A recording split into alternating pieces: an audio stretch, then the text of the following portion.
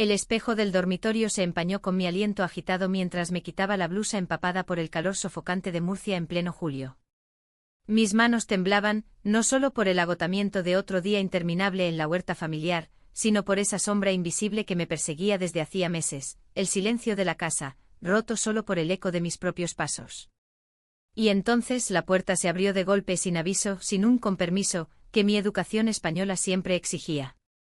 Allí estaba ella, mi hijastra, Sonia, con los ojos muy abiertos, fijos en mí como si hubiera descubierto un secreto prohibido en las ruinas de Cartago Nova. Leticia. Dios mío, lo siento, murmuró, pero no se movió. Su voz era un hilo de seda rasgada, y en ese instante el mundo se detuvo. Yo, medio desnuda, con la piel aún marcada por el sol del campo, sentí un calor que no venía del verano mediterráneo. Era ella con su juventud insolente, su cabello negro cayendo en cascadas sobre hombros que parecían tallados por las olas del mar menor. 22 años, y ya llevaba en su mirada el peso de tormentas que yo ni siquiera podía imaginar. Pero no fue solo vergüenza lo que nos envolvió en esa habitación polvorienta de nuestra casa en el barrio de El Carmen. Fue algo más profundo, un relámpago que iluminó las grietas de mi alma viuda. Mi marido, el padre de Sonia, había muerto hace 3 años en un accidente en la carretera a Lorca, dejándonos a solas en esta Murcia de olivos centenarios y procesiones semanales que fingían santidad mientras el corazón se desangraba en silencio. Yo, Leticia, de 42, había sido la madrastra perfecta, cocinando paella los domingos, acompañándola a las fiestas de primavera, fingiendo que el lazo era sangre cuando solo era papel mojado de un matrimonio que nunca fue mío del todo. Y ahora, este momento. Su mirada no se apartaba y la mía, traicionera, se demoraba en la curva de su cuello, en el leve rubor que subía por sus mejillas. «Sal, Sonia». «Por favor», susurré, cubriéndome con una sábana que olía a lavanda seca, pero mi voz sonó como una súplica, no como una orden. Ella retrocedió un paso, pero sus ojos verdes, herencia de su madre argelina que nunca conocí, me clavaron en el sitio. «No era mi intención. Es que necesitaba hablar contigo. Ahora». Su acento murciano con ese ceceo suave que tanto amaba en las charlas de mercado, se quebró al final. Cerró la puerta tras de sí, y el clic del pestillo fue como el disparo de un trabuco en las fiestas de moros y cristianos. Nos sentamos en el borde de la cama, yo envuelta en la sábana como una virgen dolorosa, ella con las rodillas juntas y las manos entrelazadas sobre el regazo, como si rezara el rosario que su abuela le había enseñado. El aire estaba cargado de jazmín del jardín y de algo más, el aroma de su perfume, mezclado con el salitre del mar que siempre parecía seguirla. «He vuelto de Madrid porque no aguanto más», dijo de pronto sin preámbulos. «Allí todo es mentiras. Mis amigos, la universidad. Todo». Sus palabras cayeron como aceitunas maduras en la recogida de octubre, pesadas y amargas. Yo la miré intentando descifrar el enigma que era Sonia desde que había regresado hace una semana, huyendo de su vida en la capital. Siempre había sido la niña rebelde, escapándose a las calas de la Manga para fumar en secreto, discutiendo con su padre sobre política catalana mientras yo mediaba con un plato de migas. Pero ahora era una mujer con curvas que el tiempo había esculpido y una tristeza que le oscurecía los ojos como nubes sobre el Segura. «¿Qué ha pasado, cariño? Puedes contármelo todo. Somos familia, ¿no?» Mi mano se posó en su rodilla, un gesto maternal que pretendía ser inocente, pero que envió una corriente eléctrica por mi espina dorsal. Ella se apartó ligeramente y ese rechazo me dolió como una espina de cardo. «¿Familia?» «Sí. Tú no eres mi madre, Leticia. Mi madre se fue cuando yo tenía 5 años, y mi padre. Él te eligió a ti». Sus palabras eran dagas envueltas en el dolor de años reprimidos. Sabía que tenía razón. Yo había entrado en su vida como una intrusa, casándome con un viudo que necesitaba una mano en la finca y una sonrisa en las cenas familiares. Pero el amor, ese monstruo caprichoso, no entiende de papeles firmados. La había querido desde el primer día, con una ferocidad que me aterrorizaba. Esa noche, mientras Murcia dormía bajo el manto estrellado del sureste español, hablamos hasta el amanecer. Sonia confesó fragmentos, una relación rota en Madrid, un novio que la había traicionado con mentiras sobre su normalidad, y un secreto que la carcomía. «No soy como ellos esperan que sea», dijo mirando al suelo. Yo con el corazón en un puño, le conté mis propias sombras, como el matrimonio con su padre había sido un refugio contra mi propia soledad, como había enterrado mis deseos en las rutinas de la huerta, regando tomateras como si pudiera ahogar el fuego interior. No mencioné el detalle que me quemaba, que desde hacía meses, mis sueños estaban poblados por su imagen, no como hija, sino como algo prohibido, como un flamenco posado en el Guadalentín. Al día siguiente la rutina nos engulló de nuevo. Yo en el mercado de Verónicas, regateando por limones y hablando con las vecinas sobre las próximas fallas, fingiendo normalidad. Sonia se encerró en su antigua habitación, con libros de arte de la Universidad Complutense esparcidos como hojas secas. Pero el incidente de la tarde anterior flotaba entre nosotras como humo de incienso en la Semana Santa. Cada mirada robada en la cocina, mientras pelaba patatas para el cocido, era un desafío. Ella sonreía, pero era una sonrisa tensa, como la de un torero ante el cuerno. Una semana después, el conflicto estalló en la fiesta del bando de la huerta. Murcia se vestía de tradición, trajes regionales, bailes al son de la dolcaina, y el vino tinto fluyendo como el río Segura en crecida. Insistí en que saliéramos para despejar la mente, le dije. Ella accedió a regañadientes, con un vestido rojo que acentuaba su piel morena y hacía que los hombres del pueblo giraran la cabeza. Caminamos por las calles empedradas del centro entre puestos de fritanga y risas ebrias. Pero entonces apareció él, Marcos, un amigo de la infancia de Sonia, ahora un agricultor fornido con bigote murciano y ojos que devoraban. Sonia, mi reina. ¿Qué haces por aquí? Pensé que estabas conquistando Madrid, la abrazó con fuerza, y ella se tensó en sus brazos. Yo observé desde un paso atrás un nudo en la garganta. Él la miró como si fuera un trofeo, hablando de viejos tiempos, de besos robados en la vendimia. Sonia reía, pero era una risa falsa, como el eco de una castañuela rota. Cuando me presentó su mano en mi hombro fue posesiva. Esta es Leticia, mi madrastra. La palabra sonó como un insulto, y algo dentro de mí se rompió. Regresamos a casa en silencio, el eco de la fiesta persiguiéndonos como fantasmas. En la puerta, Sonia se giró hacia mí, con los ojos brillando bajo la luz de la luna. No soporto esto, Leticia. Esa vida. Fingir por todos. Y antes de que pudiera responder, me besó. No fue un beso tierno, sino uno desesperado, salado por lágrimas no derramadas, con sabor a vino y a jazmín. Mis manos subieron a su rostro y por un segundo el mundo fue solo nosotras, dos almas perdidas en la noche murciana. Pero el amanecer trajo la realidad. Me aparté jadeante con el corazón latiendo como tambores de moros y cristianos. ¿Qué hemos hecho?, murmuré, mientras ella se limpiaba la boca con el dorso de la mano, horrorizada. Ese beso fue el principio del fin, o quizás del verdadero comienzo. En Murcia, donde la Virgen de la Fuensanta vela por los pecados ocultos, amar a quien no debes es como plantar espinos en un jardín de rosas. Los días siguientes fueron un torbellino de silencio y miradas esquivas, como si hubiéramos invocado un duende de las leyendas huertanas que castiga los deseos prohibidos. Yo me refugiaba en la finca, entre los naranjos que mi marido había plantado con manos callosas, ahora mías por herencia y por necesidad. El sol de Murcia quemaba sin piedad, y yo sudaba no solo por el trabajo, sino por la culpa que me carcomía como la sarna en las hojas de los limoneros. Sonia, por su parte, pasaba horas en la terraza, dibujando en su cuaderno con trazos furiosos, como si pudiera exorcizar lo que había pasado con carbón y papel. Una tarde, mientras regaba las tomateras, la vi salir al jardín con un vestido ligero, el mismo rojo de la fiesta, ahora manchado de tierra. Tenemos que hablar, dijo su voz firme como el mármol de la catedral. Me sequé las manos en el delantal y la seguí hasta el banco bajo el algarrobo centenario, donde solíamos comer uvas en los veranos pasados. El aire olía a tierra húmeda y a azahar, ese perfume que Murcia regala en primavera pero que en julio se torna melancólico, recordatorio de tiempos idos. Lo del otro día. Fue un error, empezó ella, sin mirarme. Sus dedos jugueteaban con una ramita, rompiéndola en pedazos como si fuera mi corazón. Estaba borracha, confundida. Tú eres familia. No puedo. Cada palabra era un latigazo, y yo asentí fingiendo compostura, mientras por dentro gritaba. ¿Familia?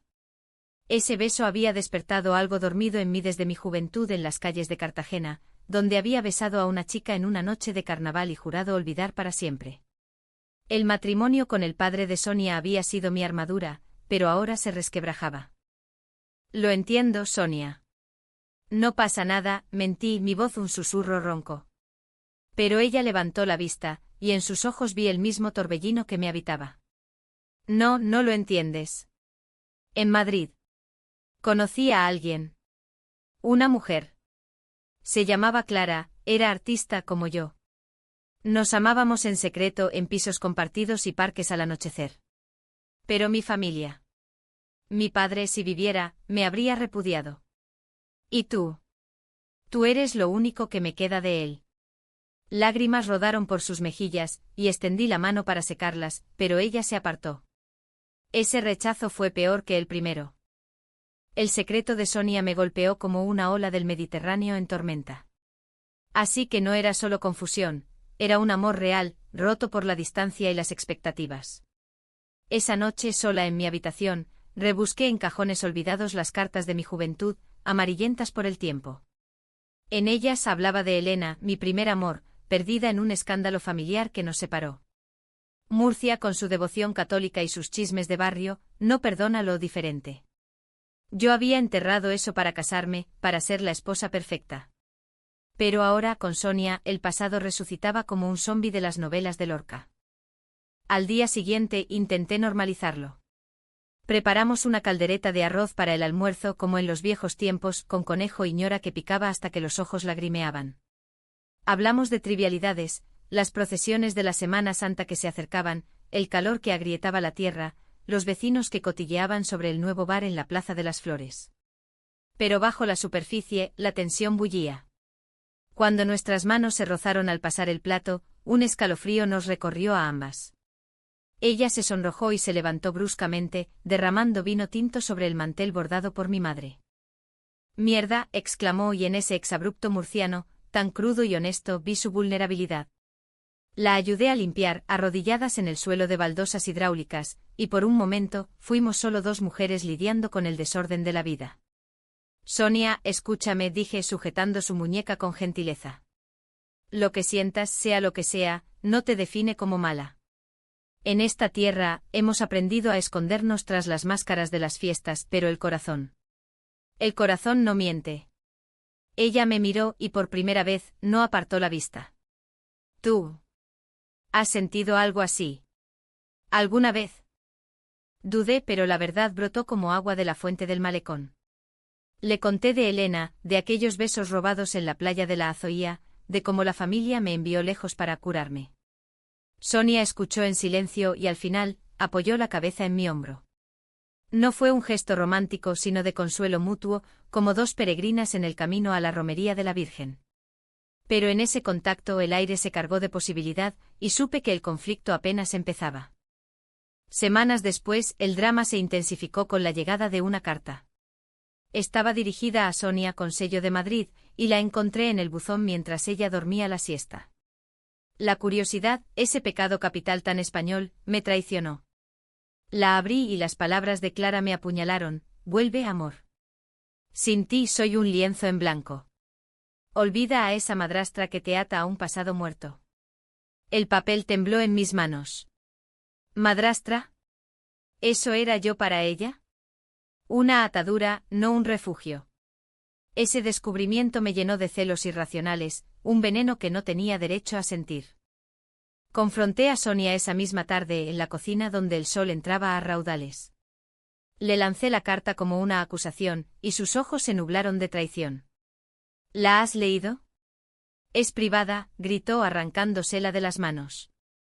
El aire se espesó con el olor a limón de la encimera, y las palabras volaron como flechas en una justa medieval. «Pensé que eras diferente. No como mi padre, husmeando en mi vida». Yo, herida, respondí con dureza: «¿Y tú jugando con fuego? ¿Crees que puedes venir aquí, besarme y luego huir a tus amores de ciudad? Esto es Murcia, no un sueño bohemio».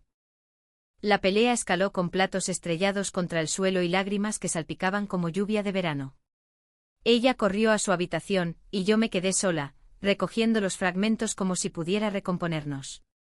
Esa noche Murcia celebraba las fiestas de septiembre con castillos de fuegos artificiales iluminando el cielo. Salí al balcón, viendo cómo las chispas caían como estrellas fugaces, y me pregunté si nuestro amor incipiente era solo eso, un estallido efímero, destinado a apagarse en la oscuridad conservadora de nuestra tierra. Pero el destino, caprichoso como un torero en la plaza de toros, tenía otros planes. Al amanecer encontré a Sonia en la puerta con una maleta a los pies. Me voy a Madrid. No puedo quedarme aquí asfixiándome. Su voz era un hilo, y en ese momento el pánico me invadió. No te vayas. Por favor. Hablemos. La abracé y ella se derrumbó en mis brazos, sollozando.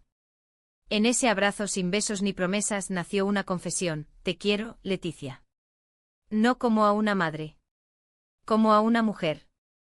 El mundo se tambaleó y yo, con el corazón en llamas, susurré: yo también, mi amor.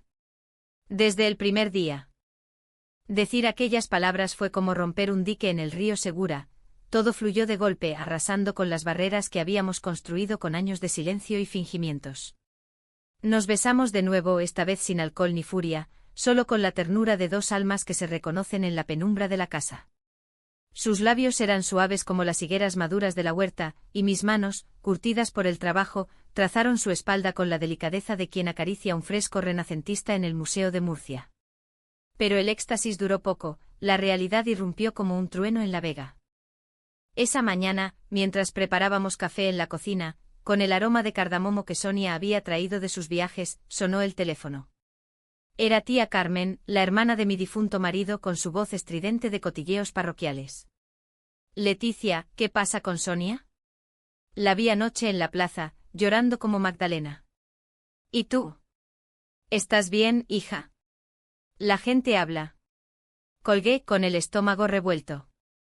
En Murcia las paredes oyen y los vecinos, con su devoción a la chismografía tan arraigada como las raíces de los olivos, ya olfateaban el escándalo.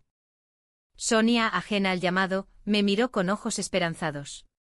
Quedémonos aquí. Juntas. Podemos ser discretas.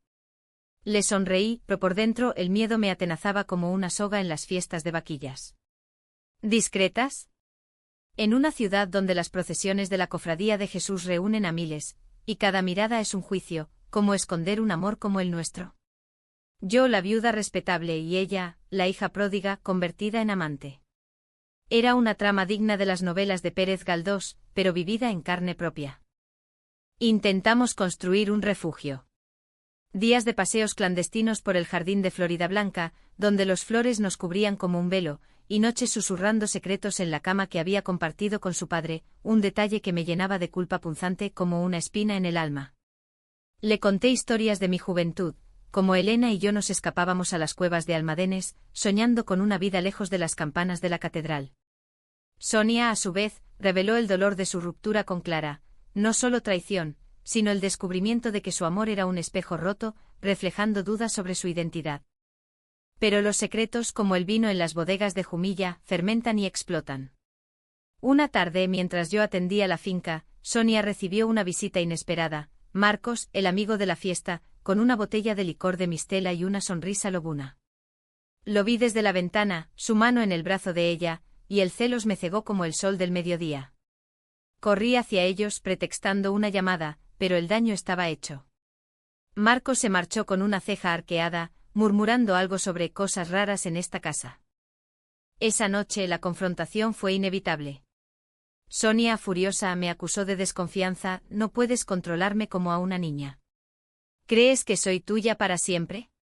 Sus palabras dolieron porque eran verdad, mi amor era posesivo, nacido de la soledad, no de la igualdad. No es control, es miedo, le grité con lágrimas que surcaban mi rostro como surcos en la tierra seca. Miedo a perderte como perdí todo. Ella se calmó y en el silencio que siguió, nos abrazamos en el suelo de la sala, entre cojines bordados con motivos huertanos. Perdóname, susurró. Yo también tengo miedo. De que esto nos destruya. El conflicto se profundizó con un malentendido que nos partió en dos. Encontré en su cuaderno un dibujo, dos mujeres entrelazadas, pero con rostros borrosos, y al lado, una nota garabateada: Clara, ¿volveré? El corazón se me detuvo. ¿Era yo solo un rebote, un consuelo temporal en la nostalgia de Murcia? Confronté a Sonia en la terraza, bajo la luna llena que iluminaba el río como plata líquida. Dime la verdad. Soy solo un reemplazo. Ella palideció, negándolo con vehemencia. No. Ese dibujo es viejo, de antes de ti. Tú eres mi presente, mi todo.